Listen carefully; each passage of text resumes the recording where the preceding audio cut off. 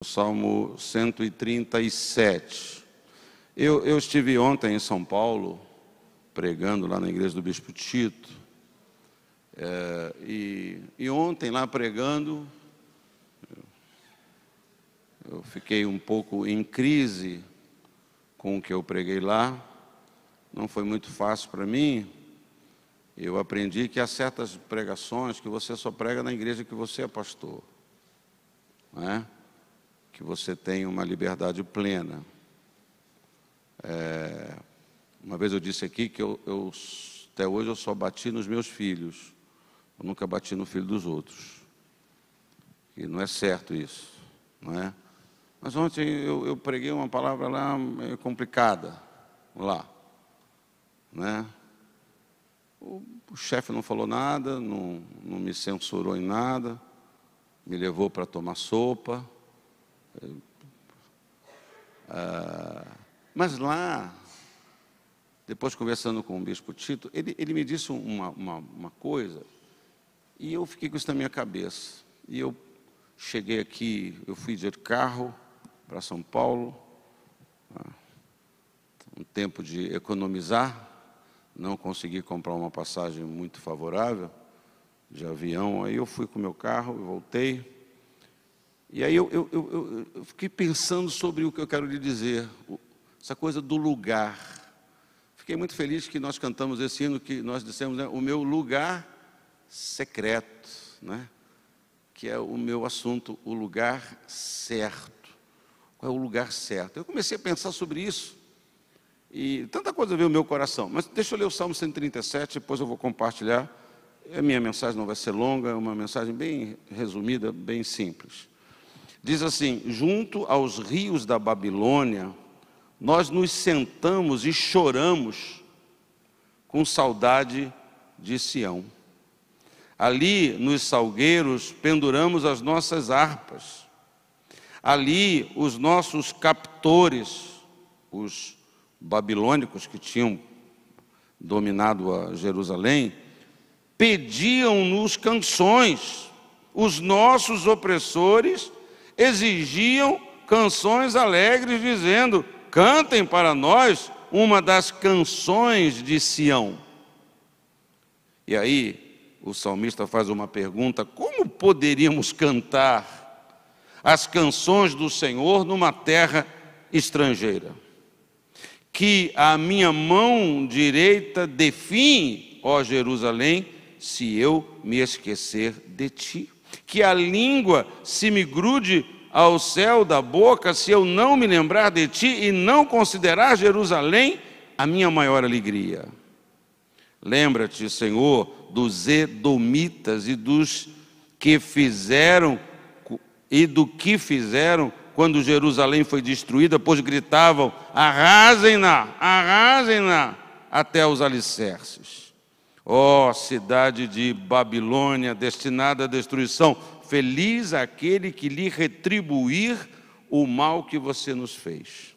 Feliz aquele que pegar os seus filhos e os despedaçar contra a rocha.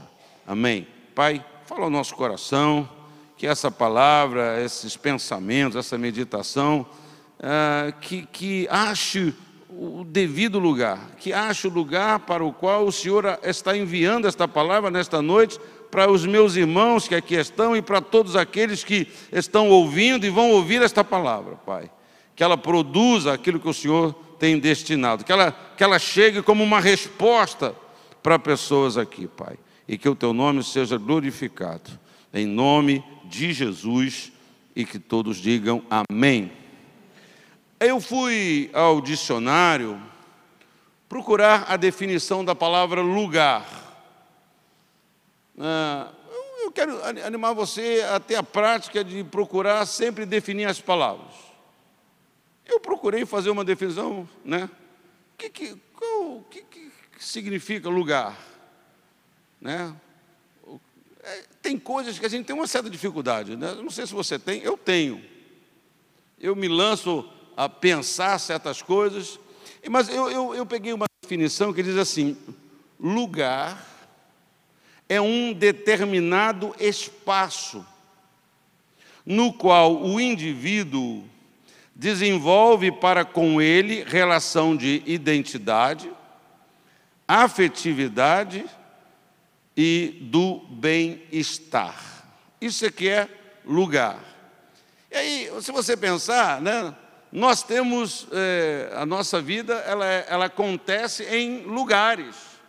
Tem lugares geográficos, tem lugares, onde é o lugar que você mora. O lugar onde você mora, onde está a sua residência, tem número, tem rua, tem CEP. Então, mas a nossa vida também acontece em outros lugares. Tem outros lugares, né? O lugar onde você nasceu, o lugar onde você casou, o lugar, a cidade, a igreja. Eu me casei. Tem gente que casa na praia, mesmo na praia, né? Uma vez a gente estava em Israel, na cidade de Tel Aviv. Aí tem um lugar muito bonito assim, onde perto onde era a casa lá de Jope, lá em Jope, onde era a casa lá do curtidor. Aí tem beira-mar assim, mas tem um parque elevado, aí você tem vista. E nós fomos lá, um dia estamos andando num grupo lá para conhecer, e tinha um monte de gente casando na praça, né? Noiva. E a gente tirou foto com as noivas lá.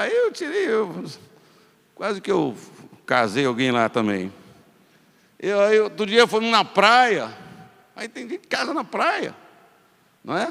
Outra vez a gente também estava fora do Brasil, e aí estava lá na praia, estamos lá passeando assim. Nossa, um casamento chiquetoso na praia, com tenda. Então, para aquela pessoa, poxa, eu me casei numa praia. O lugar traz tantas coisas, aquilo que vai acontecendo, não é verdade? Vai acontecendo e a gente vai tendo aquela relação de identidade, de afetividade, ou de tristeza, ou de bem-estar, ou de não querer mais ir a certo lugar. Nunca mais eu volto naquele lugar, nunca mais eu vou naquele lugar. Então eu fiquei pensando nessas coisas, né? E é certo uma coisa, irmãos, que tudo dá certo quando nós estamos no lugar certo. Estar no lugar certo é assim, tudo é favorável. No lugar certo, tudo é mais fácil. No lugar certo, tudo evolui melhor. No lugar certo, há naturalidade. O esforço é menor quando você está no lugar certo. O desempenho, ele é sempre melhor. Por quê? Porque o lugar certo favorece, o lugar certo contribui, o lugar certo ajuda, não é? Então, é sempre melhor.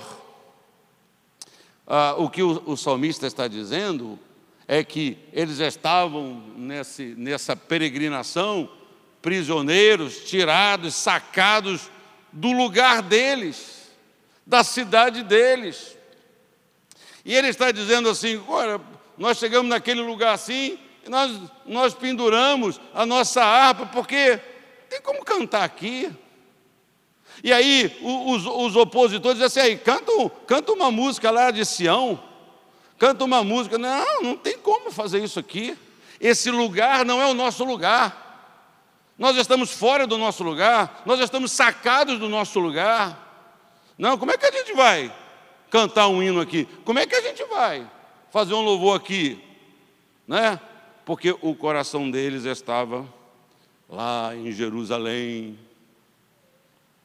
E eu fiquei pensando, né, quantas vezes a gente vai ler na Bíblia Deus exortando exatamente o seu povo, que quando estava em Jerusalém, não estava em todas as festas no templo que deviam estar. Agora, fora do lugar, sacado do lugar, eles estavam agora dizendo: ai, que saudade de Jerusalém, que saudade do templo. Então pense, quantas vezes nós murmuramos, nós reclamamos do nosso lugar que é importante, que Deus separou para nós. Aí quando nós estamos no nosso lugar, nós murmuramos, nós reclamamos da rotina. A gente está cansado desse lugar. Estou cansado de Jerusalém. É claro que se eles queriam dar uma voltinha, se eles pensavam em conhecer outros países, como a gente pensa em conhecer outros países mais de turismo, né? A gente não quer conhecer outro país, a gente ser invadido, ser prisioneiro e ser levado para outro país para ir para a prisão lá. Não. Eu quero conhecer um outro país, eu quero ter liberdade. Pense nessas coisas e eu fiquei pensando nesse contexto, né? Quantas vezes a gente, quando está no nosso lugar, nós podemos estar no nosso lugar, nós não valorizamos, nós não priorizamos, murmuramos, reclamamos.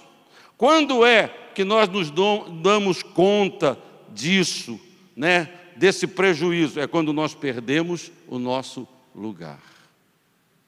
Quando nós perdemos o nosso lugar, ou quando nós o abandonamos, ou quando abandonamos o nosso lugar, ou como somos sacados do nosso lugar, é que nós valorizamos. Aí que nós falamos, puxa, que bom. Mas quando a gente estava lá, a gente não desfrutava, a gente não cantava com entusiasmo. Mas agora lá, pendura aí o bandolim, pendura a harpa, deixa os instrumentos de tocar aí, pô, naquele lugar, e aquele pessoal pedindo para cantar. Não dá.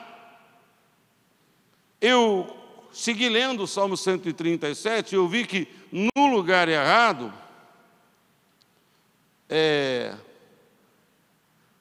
as boas e doces lembranças, elas ficam um gosto afetado, né? Porque quando você está fora daquele lugar, a lembrança boa, ela não produz um sentimento de bem-estar. A lembrança boa, ela bate mal, porque você queria estar lá. Você não queria estar lembrando, você queria estar lá. Você queria estar desfrutando lá. Poxa, quando a gente estava lá em Jerusalém, mas agora a lembrança daquele lugar, ele disse aqui, no versículo 5, né? Que a minha mão direita definhe, ó Jerusalém, se eu esquecer de ti. Que a língua se me grude no céu da boca, se eu não me lembrar de ti, e não considerar Jerusalém a minha maior alegria. Então, cantar ali seria se lembrar de outras coisas de lá, mas a lembrança não continuou doce, embora havia muito apego a Jerusalém, porque eles estavam fora daquele lugar. No lugar errado, não dá para fazer nada. No lugar errado, a gente não tem ânimo para fazer. No lugar errado, a gente não tem vontade de fazer. Quando eu estava em Jerusalém, eu fiquei pensando quantas vezes eles desprezaram o culto a Deus. Quando eu estava em Jerusalém, quantas vezes a harpa ficou também em casa guardada, né? Eles foram para outros lugares, mas agora privados, agora quando são chamados para cantar as canções que cantavam lá, eles não tinham condições de fazer. Não há vontade para fazer, não há inspiração para fazer, não há forças para fazer. E como eu já disse, nós só valorizamos o que nós perdemos. É impressionante, né? Isso acontece com todos nós. Só valorizamos a paz quando nós perdemos a paz. Só valorizamos a liberdade quando a gente perde a liberdade, né? A gente não celebra a liberdade, mas só quando a gente perde. Poxa, a saúde, os recursos, as pessoas. Quantas vezes a gente só valoriza pessoas depois que a gente as perde, não é? Daí tantas expressões, eu era feliz e não sabia, não é? Puxa vida, né? Se eu soubesse. É porque a gente passa por esses processos da nossa vida. Talvez em Jerusalém, no templo, na casa de Deus, aquilo era uma rotina, mas agora naquela situação, puxa vida, que saudade. Agora eu vou ser fiel a Jerusalém, agora eu vou ser fiel ao templo, agora a minha língua não vai falar nada aqui, né? Poxa, que amor que ele tem, que amor que eles têm por Jerusalém. Pois é, mas será que quando estavam lá, antes de perder, será que eles valorizavam desse nível? Isso aconteceu com eles, acontece comigo, acontece com você, acontece nas coisas da nossa vida. Tem uma outra coisa, irmãos, quando a gente está num lugar errado, nós geralmente também culpamos os outros pela nossa situação. Você lê aí o versículo 8, não é? Versículo 9, cidade da Babilônia, desgraçado, nós estamos aqui nessa bagaça por causa dessa gente. Eles é que são culpados. E esse pessoal que botou a gente aqui nessa situação, não é? Aquele que feliz vai ser o que retribuiu o mal para que vocês. Na verdade, eles estão assim, culpando. E eu não tenho tempo aqui para fazer uma análise mais profunda de tudo isso, mas você pode, e você sabe que o Senhor mesmo, Ele sempre fez censuras na vida do povo de Deus. A questão aqui nunca foi os povos. Deus usa quem Ele quer para exercer juízo na nossa vida. Fez assim com Nabucodonosor. Nabucodonosor nem conhecia a Deus. Tu vai ser o meu chicote no meu povo, né? Nabucodonosor foi servo, sem ser servo, foi servo da vontade soberana de Deus, não é? Mas o povo talvez dissesse assim, pô, esse Nabucodonosor, mas o povo nos diz assim, pô, isso está acontecendo porque nós deixamos o Senhor de lado, porque nós olvidamos da palavra de Deus, porque nós não obedecemos o nosso Deus, porque nós nos corrompemos com outros deuses, com outros ídolos. Como é fácil transferir os nossos problemas, como é fácil transferir as nossas dificuldades, como é fácil culpar os outros. E como que é difícil assumir os nossos atos. A gente não assume os nossos atos nem para nós mesmos. A gente não assume as nossas decisões equivocadas ou as nossas decisões piores nem para nós mesmos. No silêncio do nosso quarto, a gente nem sentado, pensando com os nossos botões, nós dizemos assim, eu sou uma besta, eu sou um estúpido, para que eu fui fazer isso, para que eu tomei essa decisão, para que eu quis conhecer lá o salgueiro da Babilônia, sei lá o quê, para que eu quis fazer isso, agora eu perdi, quanto que eu perdi? A culpa é minha. E você sabe, por não fazermos isso, por não termos essa prática, essa coragem, nos darmos a essas reflexões, é por isso que nós não nos quebramos, é por isso que nós não nos arrependemos, é por isso que nós não nos lançamos aos pés do Senhor e dizemos, Senhor, me perdoa, Senhor, eu agi errado. Não, a gente se vitimiza até para Deus, que sabe de tudo, que conhece tudo. Como é difícil assumir os nossos atos, como é difícil assumir as nossas decisões, né? Essa palavra que eu vou dar é já esfolada demais, né? A maioria dos cristãos evangélicos, não é? Como que a gente gosta de botar a culpa no diabo de tudo, não é? O diabo, os crentes atribuem o diabo da maneira errada, tudo é o diabo, porque parece que é mais fácil, parece que é mais simples, não é? Ao invés de nós nos percebendo num lugar errado, fora do lugar que era o nosso, fora da posição que era nossa, fora do lugar que era o nosso, e a gente não fala assim, poxa, que maluquice, como é que eu fiz essa besteira? Não, foi fulano, o que eu podia fazer? A gente se desculpa, a gente culpa outros, é o meu marido. Estava pensando nisso, quanta irmã crente adora botar a culpa das suas loucuras no marido incrédulo. O marido nem sabe o que ela está falando dele, mas ela vai botando tudo nas costas do marido incrédulo. Ai, pastor, eu queria tanto, meu marido não deixa. O cara não está nem aí. O sujeito não está nem aí se ela vai, se ela não vai, mas ela cria coisas, porque ela não quer fazer, não quer se dar, não quer se gastar, não quer trabalhar, então é mais fácil falar assim, meu marido não quer. É mais fácil culpar o outro, para estar no lugar errado, sem viver nada, sem desfrutar da promessa, da bênção, da alegria, não é? É melhor dar do que receber. A nossa chamada, irmão, é a chamada de servir. Servir. Fomos chamados para servir. Fomos chamados para obedecer, não é? Então, quando estamos no lugar errado, a gente tem essa tendência, não é? E eu quero dizer para você a conclusão, o que nós devemos fazer, a conclusão que o próprio salmista chegou. No Salmo 138, né? E eu vou ler esses 2 primeiros versículos do Salmo 138. Ele disse assim, depois de dizer isso, que alguém pegue um filho dos babilônicos e jogue num penhasco.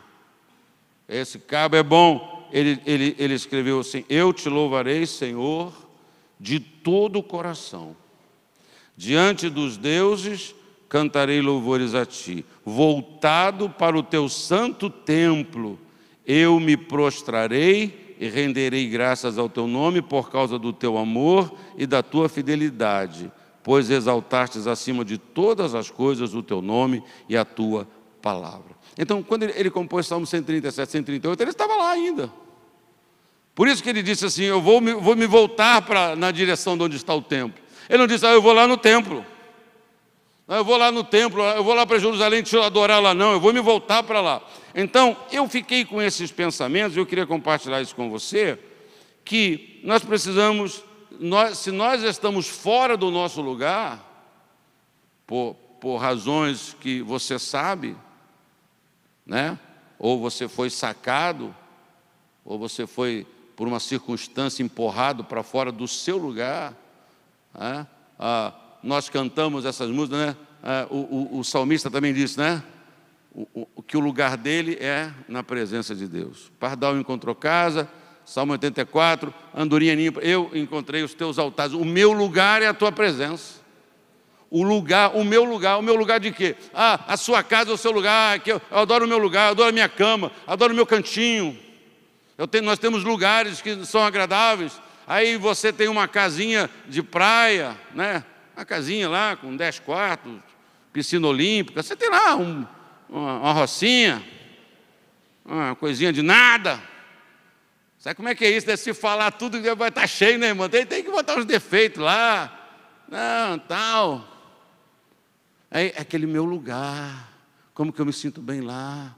Como que eu gosto de lá? Como que lá eu tenho quietude? Pois é, mas qual é o nosso lugar como servo de Deus? Né? Quantos de nós, em determinados tempos favoráveis ou mais favoráveis da nossa vida, desprezamos esse nosso lugar?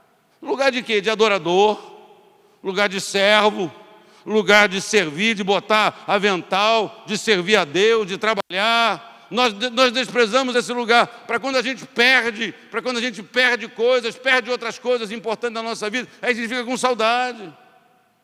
E aí usa isso para justificar por que nós estamos lá, porque, pois é, como que eu queria estar lá? Como que eu queria estar lá? Mas quando você podia estar, você não esteve. Você não priorizou. Você não tomou o lugar como seu lugar. Não, meu lugar.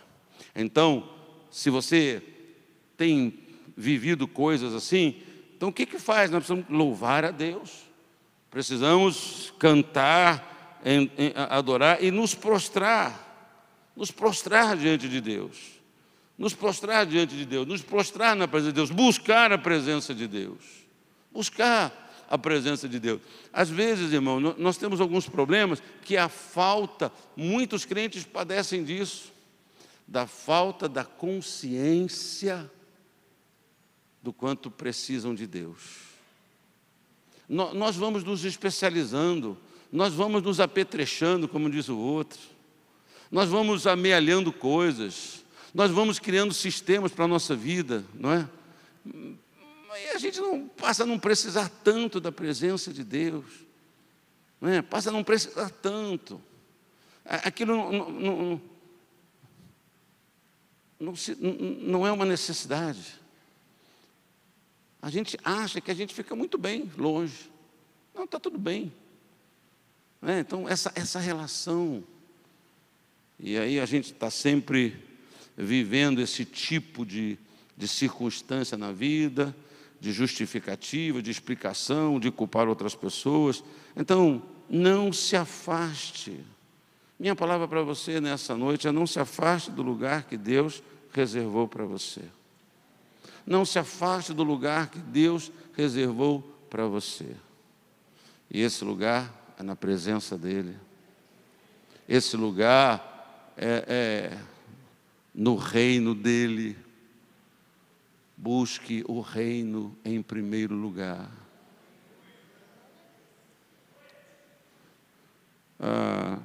Teve um tempo que eu pensei sobre essa mensagem. Você sabe que Deus é buscar o reino em primeiro lugar. Você sabe que Deus é presente, né? Você sabe que Deus está na sua vida? Você tem certeza disso? Deus está. Deus está. Sabe lá, quando você acha que não tem ninguém? Deus está lá. Sabe quando você quer sair para um cantinho, só para você poder pensar? Né?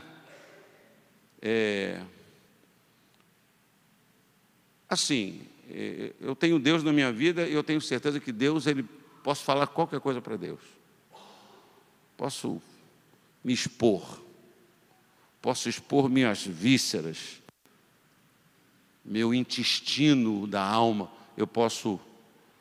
Intestino é aquele lugar não tão agradável, o que habita no intestino. Então, eu posso fazer isso para Deus, né? E depois de Deus tem a minha mulher. A minha mulher eu não posso tudo. Por quê? Porque ela é carne, né? Ela é humana, né? Eu acho que se expor tudo, de repente a minha mulher vai pirar um pouco, né? Mas Deus é a pessoa que a gente pode se desnudar. Sabe aquela coisa, aquela prática de rasgar a roupa? Aí Deus falou assim: não, para mim isso aí está fraco demais, tem que rasgar a alma, tem que saber rasgar o coração, tem que saber falar toda a verdade. Toda terça-feira aqui, eu lembro daquela mulher que falou toda a verdade. Eu sempre cito esse texto da mulher hemorrágica. Depois de tocada e curada, aí quem me tocou foi ela. Aí ela veio e falou toda a verdade. Eu sempre falo assim: mas que toda a verdade que ela falou. Eu queria saber o que ela falou.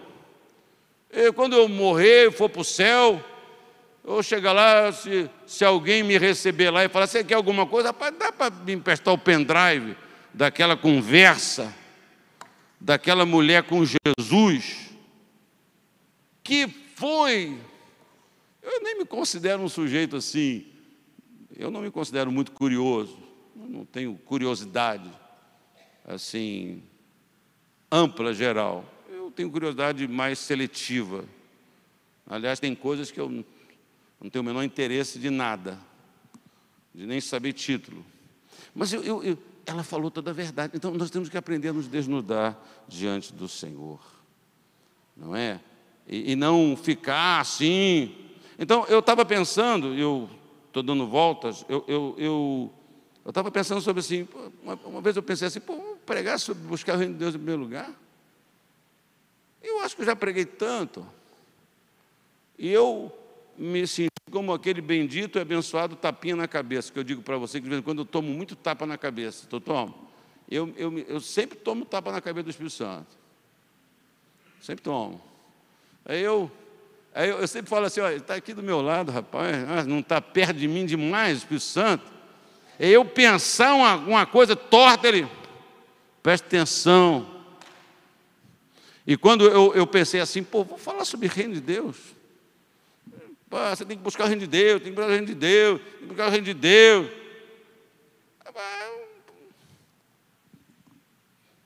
Tem que pregar. O Espírito Santo me corrigiu. A minha igreja é aquele que mais precisa de ouvir essa mensagem. Por quê? Porque somos nós que temos menos praticado essa mensagem. Temos assim, aceitado tantas coisas. E por causa disso, Muitas vezes nós não estamos no nosso lugar. Não estamos no lugar que nós devíamos estar. E porque enfrentamos certas crises. Eu queria que você considerasse certas situações que você vive, assim, poxa, alguma coisa deu errado, que eu não estou onde eu devia estar. Mas foi a nossa decisão, foi a nossa escolha. Então, eu queria que você curvasse a cabeça, fechasse os olhos. Eu confio no Espírito Santo para cuidar de você, falar com você, responder para você.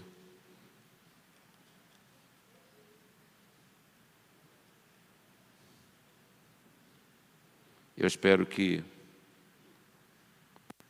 o Senhor fale com você, que o Senhor chame a sua atenção, que o Senhor esteja respondendo a uma simples palavra no seu coração.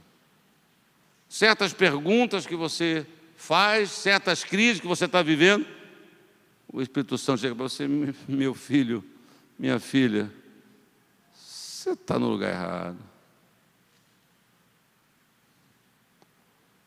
Às vezes até a gente diz assim: não, foi Deus, o Espírito Santo me inspirou para fazer isso, Deus me mandou fazer aquilo outro.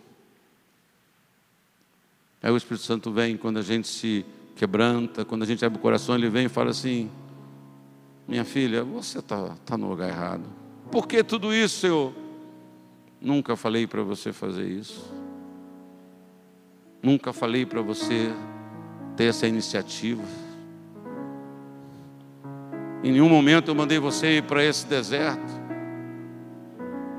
Eu não mandei você sair de Jerusalém.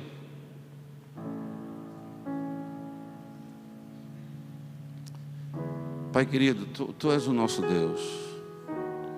Tu és o Deus da nossa vida, Pai. Tu és esse Deus de amor. Tu és esse Pai maravilhoso. Tu és esse Deus presente, Pai.